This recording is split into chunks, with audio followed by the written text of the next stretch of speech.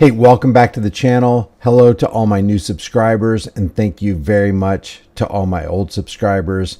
Today we're going to talk about Brandon Tel Aviv Tatum, who seems to be running the circuit in concert with TPUSA as they parrot the FBI's official story about Tyler Robinson. And guys, they want this embedded deeply into the American psyche. It's gotta be this way. The FBI's official story is right. And then there are certain things that they're not gonna talk about, of course, because these are the things that we can all see are complete BS. Let's go ahead and take it from the top. Have you ever seen a case where a father turn his own son into law enforcement like this? Because I've been scratching my brain, and that's really not something you see a lot.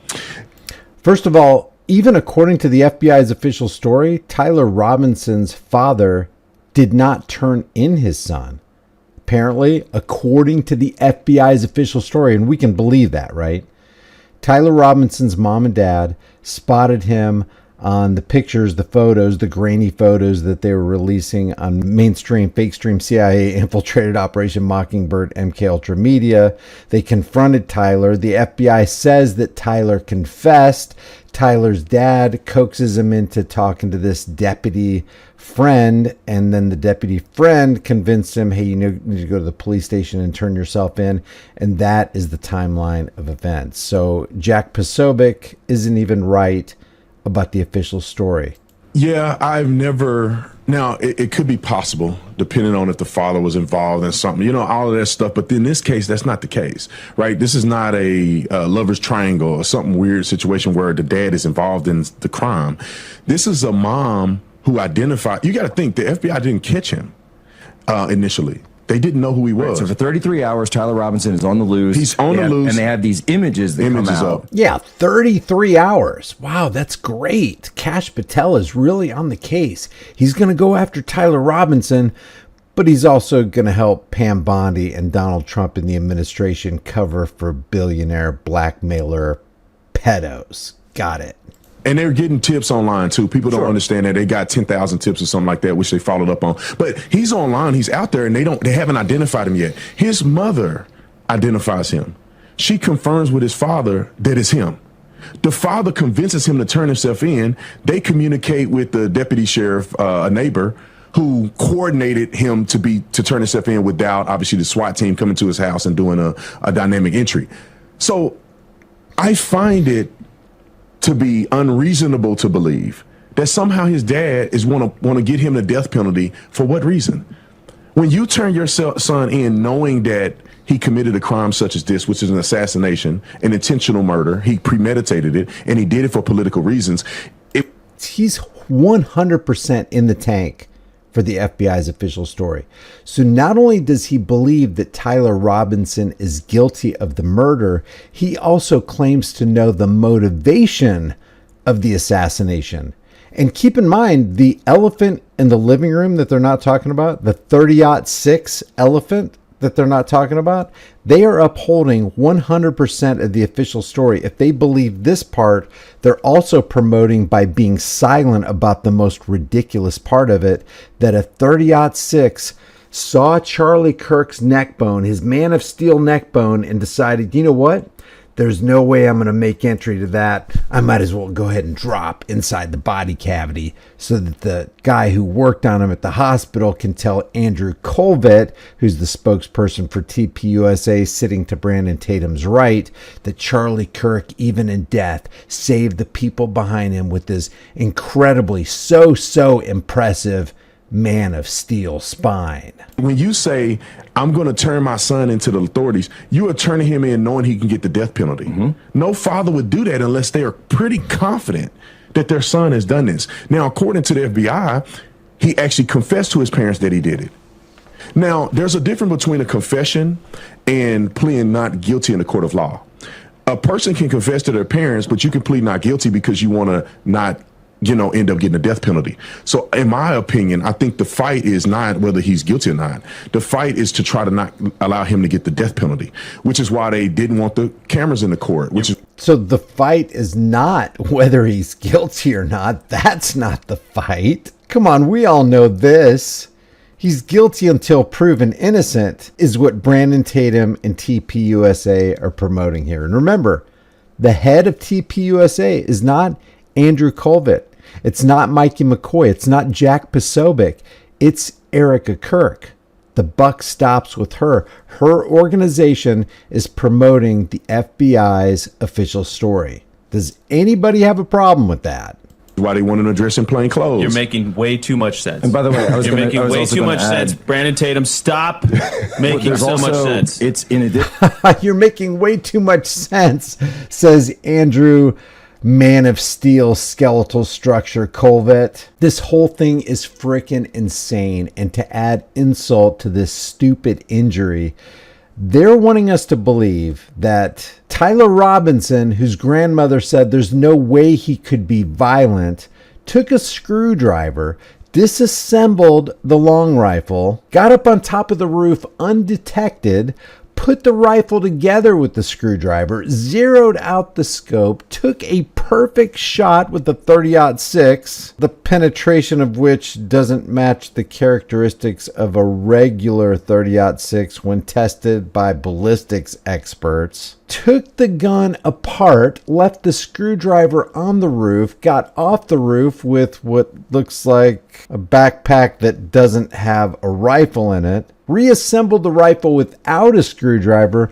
folded it in a towel, threw it into the wooded area, took his time to text his boyfriend exactly what he did and what his motivations are. And the boy genius even conveyed within that message that he's going to die of old age with that secret, surely not unaware that the FBI, the CIA, and other intelligence agencies are constantly crawling all over the internet, changes his clothes a couple times, takes leisurely strolls, and the FBI doesn't even do the viewing public the courtesy of showing the 15 seconds prior, when they could have, of where Tyler Robinson took the shot. We don't even know the guy, the black figure making his way across the roof. We don't even know if that's Tyler Robinson or not. Everybody's just taking the FBI's word for it. With that convoluted FBI official story as the backdrop, Andrew Colvett says to Brandon Tatum, "You're just making way too much sense, Brando." Making way too much sense. And by the way, you're making way too much sense. Brandon Tatum, stop making so much sense. It's in addition to that, we have that Discord chat that came out where he said, I don't have it in front of me, but it's something to the extent of, "Hey guys, I don't know if you saw the news, but it was me in Utah." They had 20 people on that Discord chat, which the FBI is investigating all 20 of them. And the thing is, people don't understand. People don't understand forensics, right? There's a forensic extraction of all the content on Discord. People don't understand forensics, but you know who does understand forensics? Brandon Tatum, who's just making too much sense. Stop it, Brandon. From his communication with him, with that chat and every chat he's been on, and all 20 people in every chat that they've been on. Also, the electronic communication between him and his boyfriend or girlfriend or whatever it's a boy, the transgender person. The communication that people don't have access to because they showed a synopsis, but they have extracted all the content from his phone and the other guy's phone. They showed a synopsis, just like they showed us Jeffrey Epstein's cell, right? And we can believe everything that's released by the DOJ and the FBI these days. Wait a second. Have we ever been able to trust what the FBI and the DOJ says? In the relationship. And also, I know that so some people that have never investigated anything, and they say, well, it's kind of confusing the way he's communicating with the transgender person. But unless you have evidence of how he communicates in his other text communication, you cannot make a true judgment on whether or not it's suspicious, him using the word vehicle and different things of that nature. Well, and not only that, but you're talking forensic. That was a little dig at Candace Owens. Now, you notice that Brandon Tatum is not calling out Candace Owens by name. He's calling out Tucker Carlson. He's calling out Nick Fuentes, but he's kind of held his tongue about Candace Owens, and Candace Owens has done likewise. But that would also my experience is more OCONUS, right? Because as an intel officer, but it's a lot of this. Jack Posobiec admits that he was an intel officer. same metadata, the same electronic collection that we'd be using. So they could track his cell phone. And if he had gone to and there's this new witness that's come out that said they spotted someone on that roof, I think it was a week prior, and of course they're going to do with that cell phone, track the forensics. Okay, did he go a week prior? Was that him? They made a statement in the affidavit that they submitted to the court that he did. They found on his phone searches and Google Maps searches of that university. Yep. And they can tell if he's searching that, it's how much time he spends on the site. And all of those things are part of the investigation. If people would just let them do their job. And if in the court of law with cross-examination, they're not doing their job properly, then let's go after, them and judge them on that. All right, everybody. Brandon Tatum making way too much sense for the average person. And there was the final dig by Andrew Colvett on the rest of us as Charlie Kirk's picture hangs in the background, making too much sense for the average person. You guys don't know forensics. You don't know what the FBI is talking about. You're not swallowing the official story hook, line, and sinker. You're not subservient to Israel. You don't understand. You're just the average folk. So yeah, Brandon Joy Reid, Tel Aviv Tatum is at it again. Leave your thoughts about this for the world and the global thought police in the comment section below. If you want to support this channel, you can do it for free. Save your money. Do not send me money. Just take a second right now and like this video.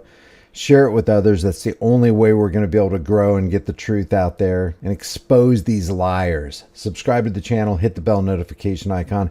If you want to support the channel further and get something in return, grab a shirt from the store. I'd really appreciate it. The links are in the description. I will see you in the next video.